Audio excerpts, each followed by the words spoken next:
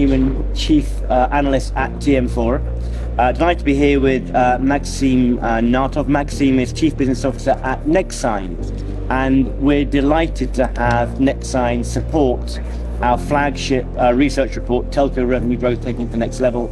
Maxim, thank you for your support. It's much appreciated. Thank you. It was a good chance for us to understand this industry deeper. Good. So, the first thing I'd like to ask you, Maxim, is when you look at the world of telecoms opportunities, do you have a good feel for where you think the best opportunities lie, the best new future revenue opportunities for telecoms operators? Well, I have seen a preview of the report yesterday. Yes. Thank you for that. And it's actually confirmed my expectations. There is no silver bullet in the market. No. There is nothing you can say, okay, this is the one white elephant that will bring us to the new universe, to the new revenues. I think the telcos need to be more flexible, more agile, and adjust as they go. There will be a lot of small chances here and there. We develop into the corporate business, we develop into the ecosystem. I think ecosystem is actually a big word going on now. And that's kind of thing a lot around the IoT. IoT doesn't fly as good as we expect. No, all of us right, expected, right. But we see that this could become a part of economy. So we need to, I think telcos need to grab all the chances they see. And I like what you just said, telcos need to adjust as they go. So maybe doing something, you try it and then you move on. The most important thing is you have the systems in place to be agile, Exactly. to change direction. It's actually what we understood and what we are actually bringing to the market now. The idea is that, let's say 5 years ago, everybody started speaking about the digital transformations, 10 years ago, right? But it was going through the front, right? But now it's time to start thinking not about the new revenues, but also how efficient you're in delivering those revenues. Yes. So you need to bring digital transformation to the back. You need to make sure your core of your systems, core of your revenue management system, core of your network system, can really support this agility. Yes. And on top of this, have a boiling pot of new ideas. Yes. Because the digital, these new opportunities you're trying to catch, these new ideas you need to grab and test, it's a kind of boiling pot. We see something going to the bubble and blobs or coming back.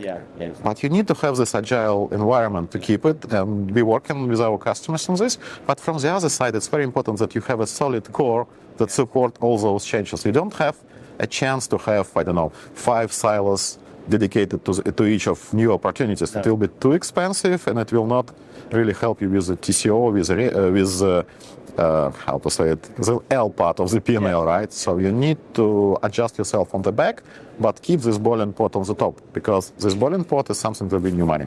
So can you tell us a little bit about the types of conversations you're having with operators and how Nexign might be able to support them as they seek out new growth opportunities? I would say there are three major discussions we are having. One of them is around the revenue management. We're launching the solution on this show. This solution is actually helping operators to improve the TCO of the core part, to make it flexible and to actually reduce, works a lot around reducing the cost based on the third-party software, based on the component that is not really necessary. The other discussions is going around these new ideas. What we brought to the market recently and what we keep a lot of discussions, it's a microservices that stays on top. Right. Because the APIs, I would not even call it APIs, it's more becoming a business interface, right? An ecosystem world. The APIs, the new components, the new ideas that you need to develop fast. So we help operators to actually grab this CI/CD environment, to grab this fast changes microservices. And this is kind of very active discussions, because it's not about more like we don't want to build a super duper self-service tool. Now it's try here, try here. I think we should speak about the convenience, right? To get the revenue, you need to be convenient for the consumers.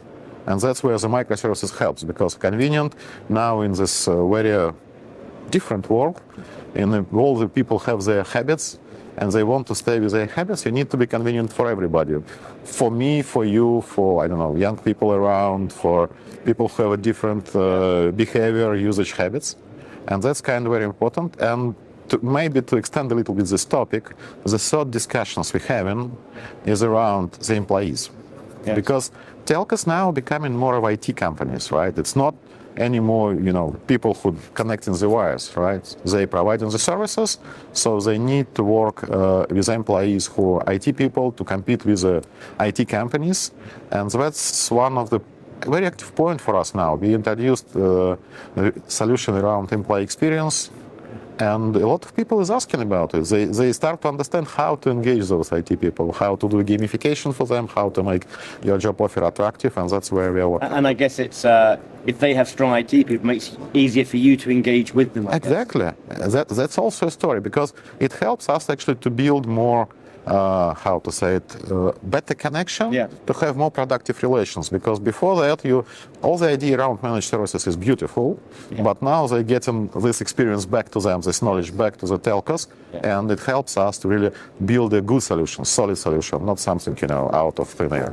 Well, Maxim, I've enjoyed talking to you, and good luck as you continue those conversations with operators. Thank you.